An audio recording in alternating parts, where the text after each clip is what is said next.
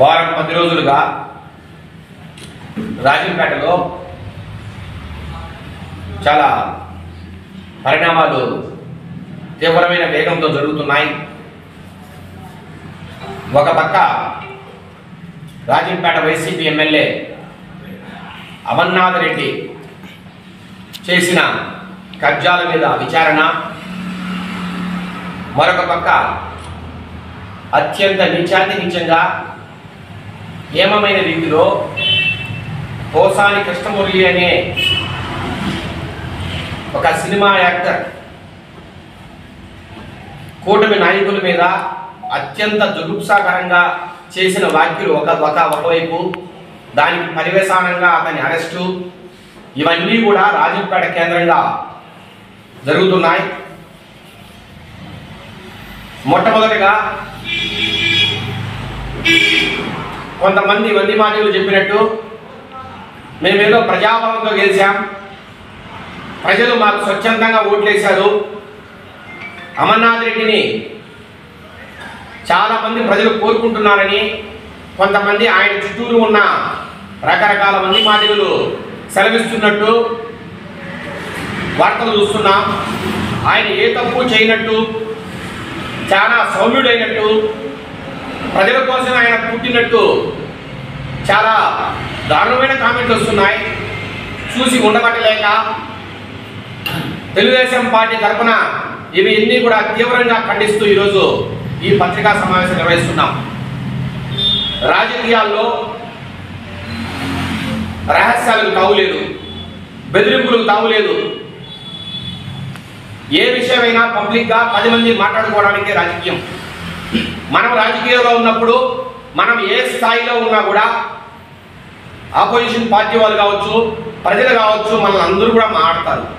మాట్లాడినప్పుడు ప్రతిదానికి బెదిరింపులు దిగడం, ఎవరు మాట్లాడితే అతని మీద కక్ష కట్టడం, నీ సంగతి తెలుస్తామనడం, ఇది నిత్య కృత్యంగా మారింది అమర్నాథ్ రెడ్డికి, అమర్నాథ్ మనుషులకు. ఇది తీవ్రంగా ఖండిస్తున్నాం. ఒకసారి పూర్వాపరాలకు వెళ్తే గత 15 సంవత్సరాలుగా ఆకేపాటి ప్రాంతంలో భీకరమైన దౌర్జన్యాలు జరుగుతున్నాయి. అది ప్రతి ఒక్కరికి తెలుసు. రాజంపేటలో గత 15 సంవత్సరాలుగా వాళ్ళ దౌర్జన్యాలకు ఎవరు అడ్డకట్ట వేయలేని పరిస్థితి.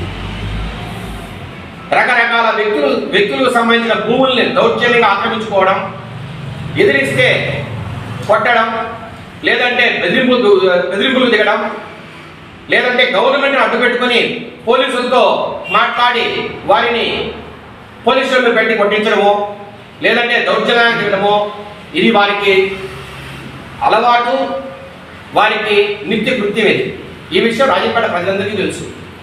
ఈరోజు దేవుడి దయ వల్ల కూటమి ప్రభుత్వం రావడం, నారా చంద్రబాబు నాయుడు గారు ముఖ్యమంత్రి గారు కావడం, అట్లాగే యువనేత నారా లోకేష్ గారు ఒక సుపరిపాలన మనం రాష్ట్రానికి అందించాలా, ప్రజాస్వామ్యయుతంగా ఈ రాష్ట్రాన్ని నడపాలని ఆయన ఒక ధీమాతో ఉండడం, ఒక సంకల్పంతో ఉండడం వల్ల ఈరోజు ఈ అక్రమాలన్నీ ఒక్కొక్కటిగా బయటకు వస్తున్నాయి.